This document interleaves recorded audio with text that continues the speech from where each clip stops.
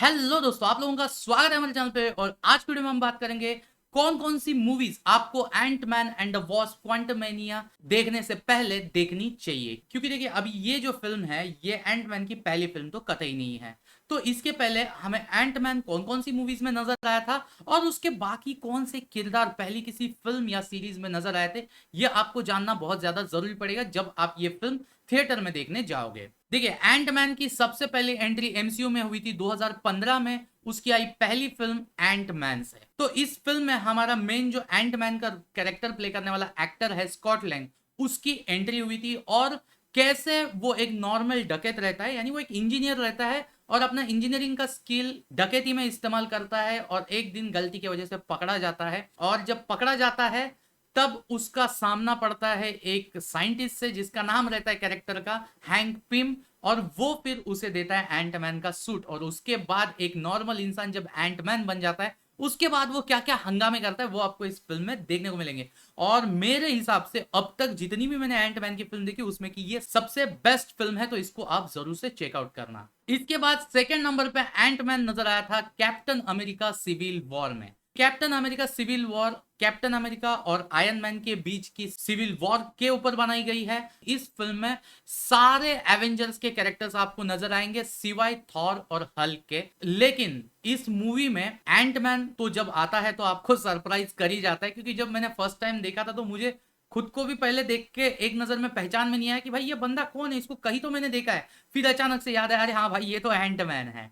और इसी के साथ साथ इस मूवी में दो मेन कैरेक्टर्स हैं जिनका डेब्यू हुआ था। सबसे पहले ब्लैक पैंथर का, और सेकंड नंबर पे होम कमिंग का जो स्पाइडरमैन है उसकी एंट्री इस फिल्म से हुई थी। तो ये फिल्म बहुत इंपॉर्टेंट है और बहुत मजेदार है, इसको जरूर से देख लेना। थर्ड नंबर पे आपको मूवी देखनी है, इस मूवी में एंट मैन नहीं है। तो ये मूवी आपको क्यों देखनी जरूरी है, क्योंकि देखिए इसका जो सीक्वल आया था ना उसके लिए ये पहली मूवी देखनी जरूरी है। इस मूवी का नाम है एवेंजर्स इन्फिनिटी वॉर। अभी आप हार्डकोर अगर मार्वल फैन हो तो इतनी सी शायद गुंजाइश है कि आपने एवेंजर्स इन्फिनिटी वॉर नहीं देखी है, क्योंकि मुझे पता है यार एवेंजर्स की फिल्में जब आती है तो मार्वल फैन उसके ऊपर टूट पड़ते हैं। और चलो थिएटर में नहीं भी देखी तो टीवी पे या ओटीटी प्लेटफॉर्म पे तो देख ही लेते हैं। तो भाई साहब ये मूवी आपको क्यों देखनी है आप समझ ही चुके होंगे, क्योंकि इसके बाद वाली फिल्म एवेंजर्स एंड गेम के लिए। लेकिन रुकिए, डायरेक्ट आपको एवेंजर्स एंड गेम पे नहीं जाना है, क्योंकि उसके पहली एंट मैन की एक सबसे इंपॉर्टेंट फिल्म आपको देखनी है 4 नंबर पे, जिसका नाम है Ant Man and the wasp. तो जहां पे एंट मैन में सिर्फ एंट मैन का सूट पहन के हमारा स्कॉट लैंग करतूते करता है, वहीं पे हैंक पिम की जो बेटी रहती है होप पिम, वो हमें वॉस्प के कैरेक्टर में नजर आती है। यानी मजा जो है वो एंट मैन इंटू 2 हो जाता है, डबल मजा आ जाता है। क्योंकि इसमें दो दो सुपर हीरो आपको देखने को मिले, साथ ही साथ एक घोस्ट नाम का कैरेक्टर आपको इसमें देखने को मिलेगा, जिसके ऊपर एक आने वाली मार्वल की सीरीज बन रही है। उस सीरीज के लिए भी आपको ये मूवी इंपॉर्टेंट पड़ेगी। और इसमें एक कैरेक्टर है जो एफबीआई एजेंट का रोल प्ले करता है, जिसका नाम है जिमी वू। ये एक्चुअली नजर रखा हुआ है एंटमैन पे कि एंटमैन अपने घर से कहीं बाहर ना जाए, क्योंकि 2 साल की इसको हाउस अरेस्ट रहती है और उसमें 3 बार बजर बजता है कि कहीं ये अपने घर से भाग तो नहीं गया। तो इसके लिए जिमी वू उसको पकड़ने के लिए हमेशा कोशिश करता है। तो यहाँ पे हालांकि जिमी वू जो है वो कॉमिक कैरेक्टर में नजर आता है। अब ये मैं आपको सब क्यों बता रहा हूं, आगे बढ़ते तो पता चलेगा। इसके तुरंत बाद 5th नंबर पे आपको देखनी है एवेंजर्स एंड गेम। तो भाई साहब एवेंजर्स इन्फिनिटी वॉर में जो थैनोस करतूते करता है उसका अंजाम एवेंजर्स एंड गेम में बहुत सारे सुपर हीरोज को भुगतना पड़ता है। और बाकी के जो सुपर हीरोज रहते हैं उनको समझ में नहीं आता है कि हम करें तो क्या करें। लेकिन ऐसे में ही एंट्री होती है एंटमैन की। और भाई साहब एंटमैन की एंट्री होती किस वजह से पता है?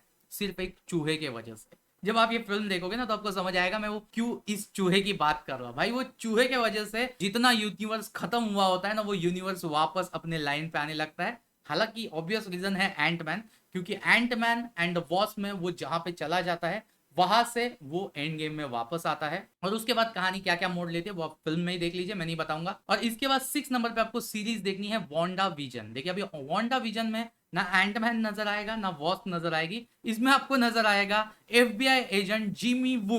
तो भाई साहब देखिए ये कैरेक्टर की कंटिन्यूटी अगर देखना चाहते हो तो वांडा विजन देखिए। हालांकि Wanda vision personally Disney plus की मेरी फेवरेट सीरीज रह चुकी है, क्योंकि इसको बिल्कुल ही डिफरेंट तरीके से इन्होंने शूट किया है। पुराना जो कॉमेडी का एक सिटकॉम करके तरीका होता है टीवी सीरीज बनाने का, उस तरीके से इसको बनाया गया है। और साथ ही साथ जो एवेंजर्स का, मार्वल्स का अभी रिसेंट तरीका है, उन दोनों को मैच करके, मैशअप करके ये सीरीज बनाई थी। One of the best series है, तो जरूर से देख लेना। लेकिन मैं ये वीडियो में इसलिए बता रहा हूँ सिर्फ जिमी वू के लिए। इसके बाद 7वें नंबर की जो सीरीज है वो आपके लिए बहुत ज्यादा इंपॉर्टेंट साबित होगी।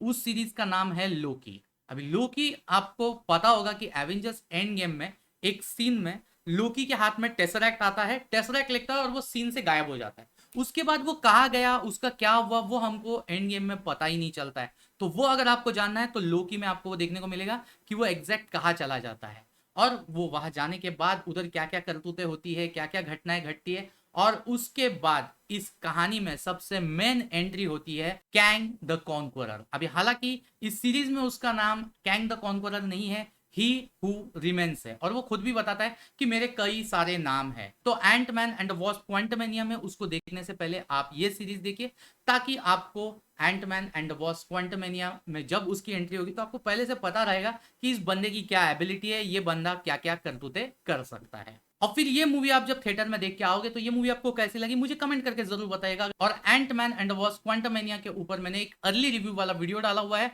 उसका लिंक आपको ऊपर आई बटन में, नीचे डिस्क्रिप्शन में मिल जाएगा। अगर वीडियो अच्छा लगे तो वीडियो को लाइक करना, चैनल पर फर्स्ट टाइम चैनल को सब्सक्राइब करना। अब मिलते हैं और एक ऐसी वीडियो के साथ, तब तक के लिए गुड बाय।